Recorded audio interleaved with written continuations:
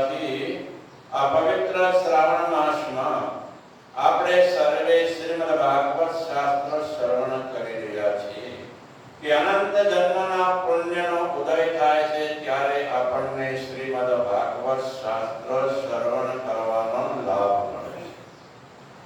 શ્રવણ કરવાથી જન્મ જન્માંતરના જે પાપો અંદર હોય એ પાપોની નિવૃત્તિ થાય છે, અંતકરણ શુદ્ધ થાય છે, પવિત્ર થાય છે, યોગ્ય બને છે અને ભગવાનની કૃપાથી જે જીવોની જે કામનાઓ છે એ ભગવાન પૂરી કરે છે, અર્થાત મુક્તિ મુક્તિ બંને પ્રદાન કરે છે. તો આ શ્રીમદ ભાગવત શાસ્ત્રની અંદર આપણે શ્રવણ કરી રહ્યા છીએ કે કાલના પ્રસંગની અંદર આપણે શ્રવણ કર્યું કે પાંચે પાંડવોના ઉપર 5 બ્રહ્માસ્ત્રો અસ્વસ્થતામાં છોડાતા એને ભગવાને શાંત કરી દીધા અને એક બાણ પુત્રના ગર્ભની અંદર બ્રહ્માસ્ત્ર છોડે છે કે જેથી પાંડવોનો વંશ ના, પરંતુ ભગવાન ધર્મપરાયણ છે કે આ ધર્મનું રક્ષણ કરવા માટે પાંડવોના વંશની આવશ્યકતા છે. એટલે પાંડવો જે ભક્ત હતા, ધર્મશીલ હતા, તો ભગવાન પુત્રના ગર્ભની અંદર પણ પ્રવેશ કરીને બ્રહ્માસ્ત્રના તેજને શાંત કરે છે. હવે આગળ સોનકજી શુદ્ધિને પ્રશ્ન કરે છે કે હે શુદ્ધિ, અમને તમે પરીક્ષિત રાજાના જન્મની કથા, એમના કેવા કેવા કર્મો એમણે કર્યા એ, અને પછી કેવી રીતે એમણે બધું રાજપાટ ઇત્યાદિ છોડીને ભગવાન સુખદેવજી શ્રી જ્ઞાન મેળવીને પરમ ગતિને પ્રાપ્ત કરી, એ બધું અમને શ્રવણ કરાવો. ત્યારે શુદ્ધિ પછી ક્રમથી આ શ્રવણ કરાવે છે કે હે શુદ્ધિ કહે છે, હે સોનકજી, ભગવાત વાત્સલ્ય એમનો બહુ જ હોય છે ભગવાનનો. એટલે માતાના ગર્ભની અંદર બ્રહ્માસ્ત્રના તેજથી જ્યારે વ્યાકુળ પરીક્ષિત હતા ત્યારે ભગવાને અંદર પ્રવેશ કર્યો અને હાથમાં ગદા લઈને પરીક્ષિતના ફરતા રક્ષણ માટે હરે છે. અને ગદા દ્વારા કે છે એ બ્રહ્માસ્ત્રનું જે તેજ છે એ તેજને શાંત કરે છે. કે જેવી રીતે સૂર્ય કિરણો દ્વારા ધુમ્મસનો જે અંધકાર હોય છે એ પોતાની કિરણો દ્વારા ધુમ્મસને ભગાડી મૂકે છે અને ચોખ્ખું બધું જ દેખાય એવું કરે છે. એવી જ રીતે અહીંયા ભગવાન છે, ભગવાન પોતાની શક્તિ દ્વારા આ બ્રહ્માસ્ત્રનું તેજ છે, તેજથી તપ્ત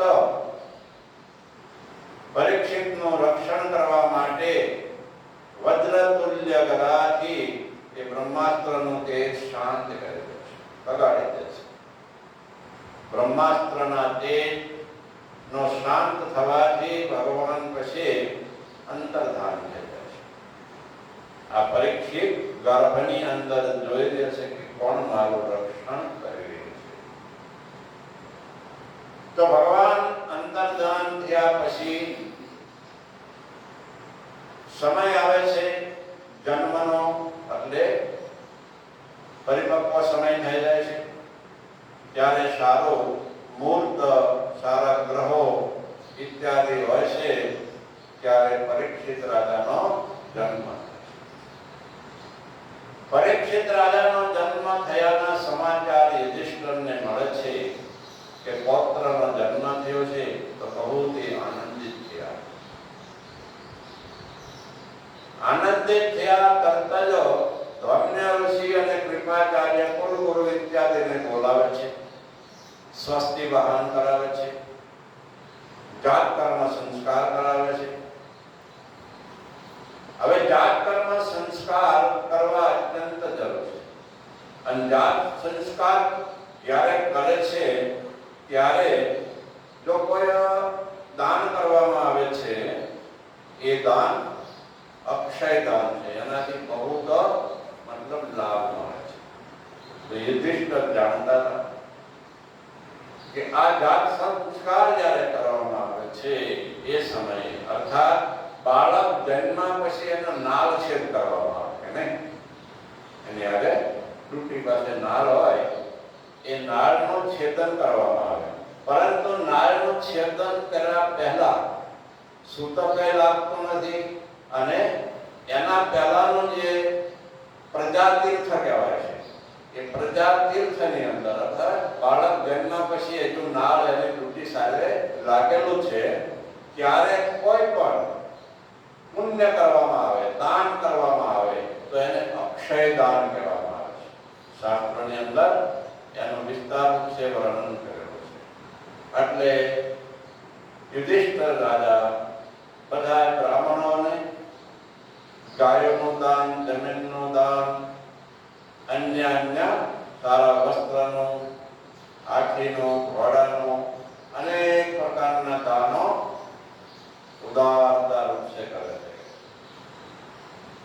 બ્રાહ્મણો એ દાન ગ્રહણ કરીને કહે છે આ તમારો પુત્ર તો મહાન તેજસ્વી અને મહાન ધર્મ ધુરંધર બનશે કે છે. ઇત્યાદિ જ્યારે કહે છે ત્યારે યુધિષ્ઠિર રાજા બ્રાહ્મણને પૂછે છે પ્રશ્ન કે ક્યાં આ બાળક અમારા જે વંશની પરંપરાનું ગૌરવ વધારશે, શું કરશે, એના કેવા કર્મ છે, એનું જીવન કેવી રીતે આગળ એ જીવશે ઇત્યાદિ પ્રશ્ન પૂછે છે. ત્યારે ભૂદેવ બ્રાહ્મણ મતલબ ધૌમ્ય ઋષિ કૃપાચાર્ય ઇત્યાદિ કહે છે કે હે રાજન, આ જે તમારો પુત્ર છે એ મહાન ધર્મપરાયણ બનશે, એટલો યશસ્વી મહાન તેજસ્વી બનશે કે એના ગુણોની કોઈ પાર નહીં હોય, એવી રીતે બહુ યશસ્વી બનશે કે છે. કેવા કેવા એ જીવનની અંદર કેવા કર્મ કરશે